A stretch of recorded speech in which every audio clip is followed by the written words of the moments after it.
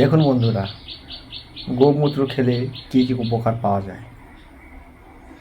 যারা গোমূত্র পান করে বা গোবর খেয়ে নিজেকে শ্রেষ্ঠ হিন্দু বলে দাবি করেন, আজকের ভিডিও তাদের জন্য। যেসব মানুষ বলেন গোমূত্র খেলে রোগ দূর হবে, তাদেরকে বলবো গরুর মূত্র না পান করে মানুষের মূত্র পান করেন। এতে অন্তত ক্ষতিটা কম হবে, কারণ মানুষের শরীরের জন্য মানুষের মূত্রের চাইতে গোমূত্র ক্ষতিকর বেশি। একটা সহজ কথা কেন বুঝতে পারছেন না? গরুর মূত্রে যদি এতই উপকার থাকতো তাহলে সবার আগে তার বাছুর খেত। হিন্দু ধর্মের প্রধান ধর্মগ্রন্থ বেদ, উপনিষদ, গীতা, পুরাণ কোথাও লেখা নেই যে গোমূত্র পান করলেই তুমি একজন বিশুদ্ধ হিন্দুতে পরিণত হবে। হিন্দু ধর্ম মতে আপনাকে একজন নির্ভেজাল হিন্দু হতে হলে গীতা অনুসারে ভগবান শ্রীকৃষ্ণ বলেন দেবত্বের গুণ হলো নির্ভেজাল, নির্ভয়তা, সত্যবাদিতা, করুণা, আত্মসংযম, অহিংসা, জ্ঞানদান, ক্ষমা ইত্যাদি। এখানে কোথাও বলা হয়নি যে আপনাকে ভালো একজন হিন্দু হলে গোমূত্র পান করতে হবে বা গোবর খেতে হবে। যারা অনর্গল এসব পান করে থাকে বা খেয়ে থাকে, আমি বলবো তাদের রুচিতে সমস্যা আছে। ইমিডিয়েটলি ডাক্তার দেখান। হিন্দু ধর্মের পবিত্র গ্রন্থ শ্রীমদ্ ভগবদ গীতায় স্পষ্টভাবে লেখা আছে মানুষ 3 রকমের খাবার পছন্দ করে। 1 সাত্ত্বিক, 2 রাজস্বিক, 3 তামসিক। এই 3 ধরনের খাবারের মধ্যে সবচাইতে পবিত্র খাবার